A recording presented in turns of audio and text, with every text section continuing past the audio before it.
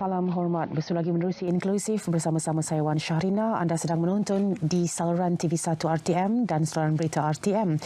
Bagaimana agaknya pencapaian ekonomi kita pada tahun lepas 2021 dalam masa kita telah pun melepasi sebulan pertama untuk tahun 2022 ini, dan apa yang kita boleh jangkakan untuk tahun ini pula. Bersama-sama Inklusif malam ini ialah Yang Berhormat Datuk Seri Mustafa Mohamed, Menteri di Jabatan Perdana Menteri Hal Ehwal Ekonomi. Apa khabar Datuk Seri? Alhamdulillah, terima kasih Wan. Ya, terima kasih Datuk Seri kerana bersama-sama kami, dan mungkin kita boleh mulakan dengan itu kerana saya kira kita tertanya-tanya juga. Menurut Bank Negara Malaysia, ekonomi negara dianggarkan berkembang 3 hingga 4% untuk tahun 2021. Jadi kalau boleh Datuk Seri ceritakan, jelaskan kepada kita serba sedikit tentang apa yang berlaku terhadap ekonomi kita tahun lepas. Assalamualaikum warahmatullahi wabarakatuh. Salam sejahtera. Ramalan pertumbuhan ekonomi tahun lepas 2021 ialah 3 hingga 4% pertumbuhan, dan kita yakinlah prestasi ini akan dapat dicapai. Angka-angka akan dikeluarkan dalam tempoh kira-kira 2 minggu daripada sekarang.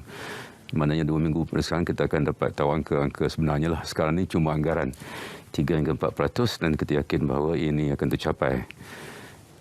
Kadar pertumbuhan ini melambangkan pemulihan ekonomi negara Malaysia. Walaupun sebelum ini kita menjangkakan ekonomi negara kita akan tumbuh lebih daripada 3 ke 4. Tapi apabila berlakunya adanya beberapa bayaran baru umpamanya, ya, ada PKP yang lebih ketat, maka terkini 3 hingga 4% kita akan dapat capai. Tunjuk yang kita ada hari ini umpamanya indeks pengeluaran perindustrian ataupun IPI, salah satu petanda lah yang kita gunakan, banyak indikatornya. Indeks pembuatan umpamanya bertambah sebanyak 11.3% bulan November. Maknanya ini tanda pemulihan. 11.3% ini double digit. Kalau kita tengok pada angka-angka perdagangan umpamanya negara kita Malaysia, angka-angka untuk tahun lepas seluruh tahun lepas sudah pun keluar. Kalau tengok angka Disember, 124 bilion ringgit, peningkatan hampir 30% ekspor negara kita, dan jumlah perdagangan kita mencapaikan rekod iaitu 2.2 trilion yang tertinggi dalam sejarah. Dan dalam konteks imbangan perdagangan pula, kita mencatatkan lebihan dalam dagangan kita, ya, iaitu sejak tahun 1988 lagi lah, ya, dah tempoh yang agak lama, ya. Jadi pengangguran pula kita tengok sudah menurun pada 4.3% pada bulan November berbanding dengan 5.3% bulan Mei tahun 2020. Jadi ini antara petanda-petanda yang menunjukkan bahawa ekonomi negara kita sedang berkembang. Ringkasnya, sektor pembuatan, ya, sektor perdagangan, pelaburan. Angka terkini menunjukkan pelaburan yang diluluskan oleh MIDA tahun lepas sekitar 220 bilion, ya, angka yang besar. Jadi sama ada dari sudut pelaburan atau perdagangan ataupun pembuatan, pengangguran, kadar pengangguran, semuanya ini menunjukkan bahawa ekonomi negara kita Malaysia sedang pulih. Ia ada kaitan dengan vaksinasi juga lah. Bila kira-kira 98% rakyat Malaysia sudah pun menerima 2 dos, ya, ini banyak membantu dalam kita menghadapi cabaran COVID-19. Jadi kita yakin bahawa 3 ke 4% tahun lepas akan dicapai, dan angka-angka ini akan dikeluarkan oleh Jabatan Perangkaan dan Bank Negara pada pertengahan bulan Februari akan datang, insya-Allah. Okey. Banjir pada hujung tahun lepas, Datuk Seri, yang dianggarkan kos kerugiannya 6.5 bilion ringgit disebut oleh Datuk Seri. Adakah ia memberikan kesan ataupun membincangkan juga sedikit sebanyak pencapaian ekonomi kita dari segi figura dan nombornya? Sudah pasti ada kesan, ya, tetapi kesannya tidaklah sehingga menjejaskan prestasi pertumbuhan yang kita anggarkan. 3.4% itu walaupun banjir masih lagi akan tercapai. Benar, secara puratanya kerosakan banjir ini ke 6.1 bilion. Ini anggaran yang dibuat oleh Jabatan Perangkaan berdasarkan 50 daerah seluruh negara, di Selangor, di Pahang dan beberapa negeri lain lah, ya. Jadi yang terkesan satu ialah infrastruktur awam, jalan raya, jambatan, tanah runtuh, ini kira-kira 2 bilion. Seterusnya rumah-rumah kira-kira 1 bilion, kenderaan 1 bilion, pertanian kira-kira 100 juta, itulah ringkasnya. Jadi kita terkesan dengan banjir. Banjir yang melanda Selangor ni banjir yang sudah kira 50 tahun lah, ya, yang paling teruk bagi Selangor dalam tempoh 50 tahun. Bagi Pahang ia satu banjir yang besar juga, tapi banjir di Pantai Timur ni perkara dah agak biasalah. Jadi kesannya ada, tetapi tidaklah sehingga merencatkan kadar pertumbuhan. Cumanya PMKS, kerajaan sudah membuat kajian melalui Jabatan Perangkat di Majlis Tindakan Ekonomi Negara. Kerajaan sudah mengadakan libat urus dengan persatuan-persatuan perniagaan termasuklah PMKS, termasuk Dewan Perniagaan Melayu, China dan India, dan mereka telah pun bentangkan pada kerajaan, ya, kira seminggu yang lalu, dan kerajaan sedang memperincikan bentuk bantuan grant yang boleh diberikan untuk menampung sebahagian daripada kerugian. Setengah-setengah PMKS kita belum tahu lagi berapa bilangannya, ya, mungkin 20-30 ribu seluruh negara, ya.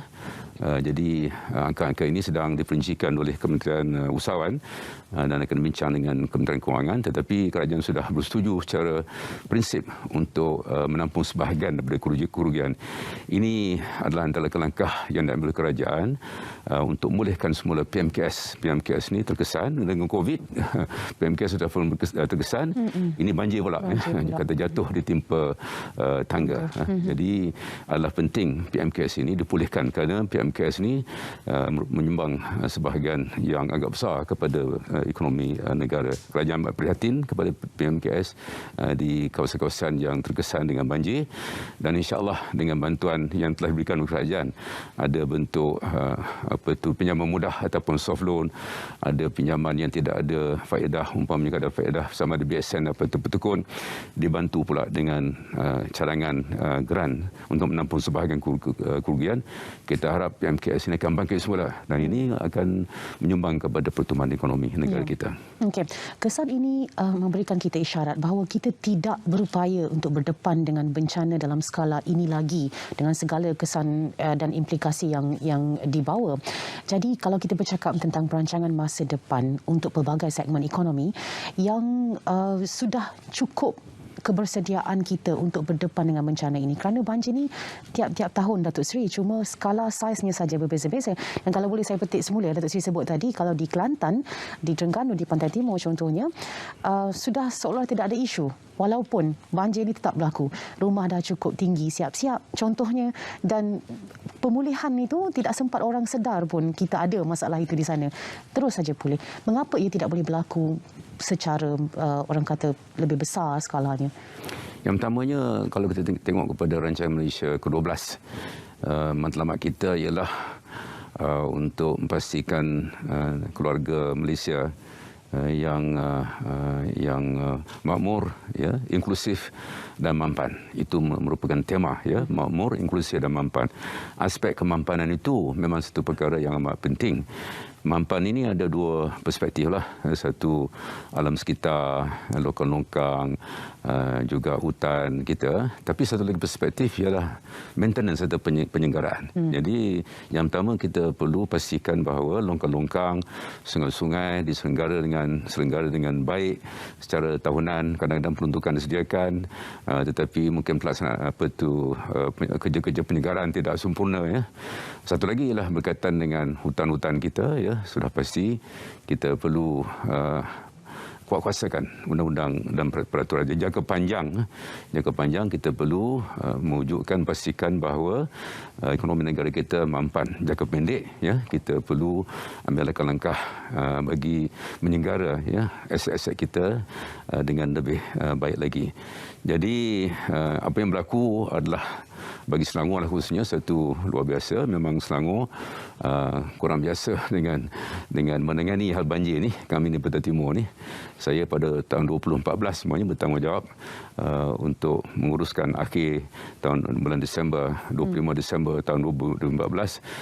Saya pribadi bertanggungjawab untuk menangani hal-hal berkaitan dengan banjir, termasuklah makanan, beras, kesihatan, ya, tempat tinggal dan lain-lain. Jadi teruk juga banjir 2014, teruk pada banjir di Selangor lah. Tapi oleh kerana di Kelantan ni dan Pantai Timur ni umumnya banjir setiap tahun, jadi kita lebih bersiap sedia. Apapun kita lihat ke depan, ya, kita perlu bersedia, dan pihak EPU, Unit Perancangan Ekonomi, sudah mengadakan beberapa perbincangan dengan KASA, Kementerian Air dan Alam Sekitar. Ya. Air Alam Sekitar ini antara kementerian yang tanggungjawab lah untuk pastikan bahawa aset-aset berkaitan dengan sungai, kalau longkang tu PBT lah. Ya. Jadi ada berpendapat bahawa kita perlu menabur lebih banyak lagi dalam usaha-usaha untuk memastikan sungai-sungai kita ini ya, diselenggara dengan baik. Ya. Jadi ada juga keperluan untuk mengadakan program tebatan banjir. Memang kita ada, tapi ada pandangan supaya disegarkan lagi. Jadi apa yang berlaku ini memberi iktibar kepada kita, ya, untuk bersiap sedia masa hadapan. Ya, kita ada kekangan peruntukan, tetapi kita akan cuba sebagai upaya untuk memastikan bagaimana kita boleh susun semula keutamaan dalam menangani masalah banjir. Dan kalau kita tengok di Jerai umpamanya, ya, peristiwa, ya, apa panggil, ya, makan matai yang di Jerai itu, yang berlaku satu malam hujan turun dengan lebat, ya, kepala air, ya, kepala air, peristiwa kepala air di Jerai, ya, umpamanya kira-kira 80 juta diperlukan untuk membaiki rumah dan sungai-sungai dan jambatan, ya. Ke 80 juta itu angka yang agak besar bagi satu kawasan. Jadi memanglah yang pertama kita perlu sediakan peruntukan yang lebih untuk projek-projek yang mampu untuk mengurangkan kesan daripada banjir. Yang kedua, kita perlu pastikan bahawa kerja-kerja penyelenggaraan dilaksanakan secara berkala dengan berkesan. Kerana kalau berdasarkan kepada perangkaan oleh Jabatan Perangkaan, kajian dibuat di 50 daerah seluruh negara, 6.1% lah kerugian, ya. Maknanya satu banjir 6.1 bilion. Jadi kerugian itu amat besar. Ya. Dan selain itu kita ada nyawa, kematian umpamanya, yang sudah pasti satu perkara yang amat mendukacitakan. Jadi ini semua memerlukan perancangan. Perancangan ini yang pertamanya dari segi kewangan, yang keduanya dari segi projek-projek untuk menangani isu tebatan banjir, yang ketiganya penyelenggaraan sungai-sungai dan longkang-longkang. Dari segi jangka panjangnya kita ke arah kemampanan. Jadi kita tak boleh nak rancangkan pembangunan ekonomi, perumahan dan sebagainya, tetapi kita ketepikan dalam sekitar. Jadi dalam rancangan Malaysia ke-12, ya, kita telah beri penekanan perkara ini, dan apa yang berlaku bulan Disember lalu di seluruh negara, khususnya di Selangor dan Pahang, dan juga di Sembilan dan beberapa negeri Sabah Sarawak juga memberi kita pengajaran untuk memastikan bahawa kita dapat bersiap sedia. Ya. Dengan kita malapetaka ni setengah-setengahnya tak susah untuk kita ramalkan. Apapun kita perlu bersiap sedia untuk menghadapi, untuk mengurangkan kesan daripada malapetaka yang telah menimpa kita dan yang akan menimpa kita di masa akan datang. Okey, kalau kita melihat ia juga agak berturut-turut beberapa kejadian berkaitan dengan bencana alam ni yang kita tempuhi, Datuk Seri, dan kita tidak boleh menolak kemungkinan kita akan terpaksa menghadapi perkara-perkara ini lagi pada tahun ini, tahun 2022. Kita bercakap tentang COVID-19, tahun lepas ada Delta, tahun ini ada Omicron pula. Kita bercakap tentang kestabilan politik. Ini semua antara perkara-perkara yang membuatkan kita rakyat tertanya-tanya. Bolehkah kita rasa yakin untuk tahun 2022 ini? Bolehkah kita rasa gembira, Datuk Seri, dari konteks ekonominya?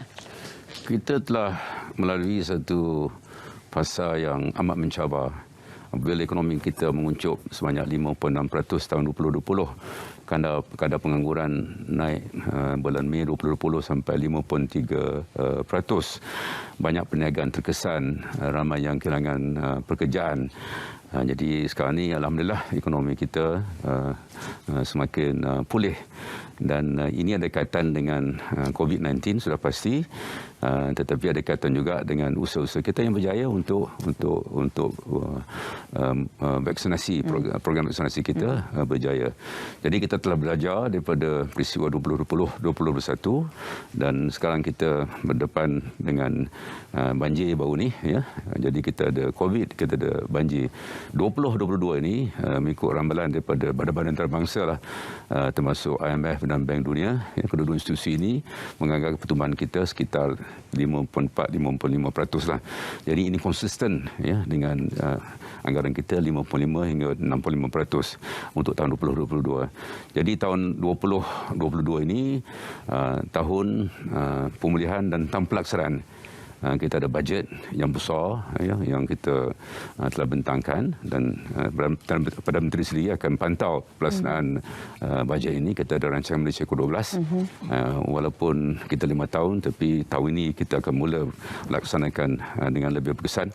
Jadi kita perlu laksanakan semua ni dengan berkesan. Sama ada bajet, sama ada rancangan Malaysia ke-12. Setiap perancangan yang kita adakan nak laksanakan dengan berkesan. Ini menuntut kita semua sebagai rakyat Malaysia. Bukan sahaja kerajaan. Kita tak boleh harapkan kerajaan penting, 1.6 juta penjawat awam penting, tetapi kita ada sektor swasta, kita ada badan-badan bukan kerajaan, kita rakyat Malaysia, kita perlu bekerja sebagai satu pasukan. Baik. Dan betul lah, kestabilan politik itu penting, dan kita harap politik kita akan semakin stabil. Kita ada memorandum persefahaman antara kerajaan dengan pembangkang, ya. Itu telah membantu, dan kita harap negara kita akan semakin stabil dari segi politiknya. Maka tahun ini ekonomi kita alhamdulillah akan semakin pulih, tapi pemulihan ini juga bergantung kepada pembukaan sempadan antarabangsa. Negara kita negara yang global. Kita bergantung pada pelaburan asing, perdagangan luar negeri, pelancong asing, ya. Walaupun sekarang ini pelancongan dalam negeri sedang berkembang pesat, tapi realitinya pelancongan asing juga kesannya kepada industri aviation, penerbangan, kepada hotel, kepada restoran, kepada pusat beli belah, ya. Jadi apabila ekonomi negara kita, sempadan antarabangsa dibuka, itu sebabnya kita berharap BTL yang sudah pun kita laksanakan dengan Singapura akan dikembangkan lagi. Dengan Thailand kita sedang berbincang dengan mereka. Apabila laluan ini sempadan dibuka dengan luas lagi, ini akan merancakkan pertumbuhan ekonomi. Jadi 2022 kita perlu tumpukan kepada pelaksanaan program-program telah diumumkan oleh kerajaan. Kita perlu mainkan peranan semua kita, dan apapun dari segi ekonomi, kita yakin bahawa prestasi tahun ini adalah lebih baik daripada prestasi tahun lepas. Baik. Tahun untuk kita boleh dan sepatutnya berasa yakin dan bersemangat, dan sama-sama kita menjayakannya dalam pelbagai aspek. Terima kasih Datuk Seri kerana bersama-sama kami menerusi inklusif malam ini. Yang berhormat Datuk Seri Mustafa Mohamed, Menteri di Jabatan Perdana Menteri Ekonomi, dan saya mengakhiri inklusif waktu ini. Jumpa lagi pada lain masa. Teruskan menonton siaran TV1.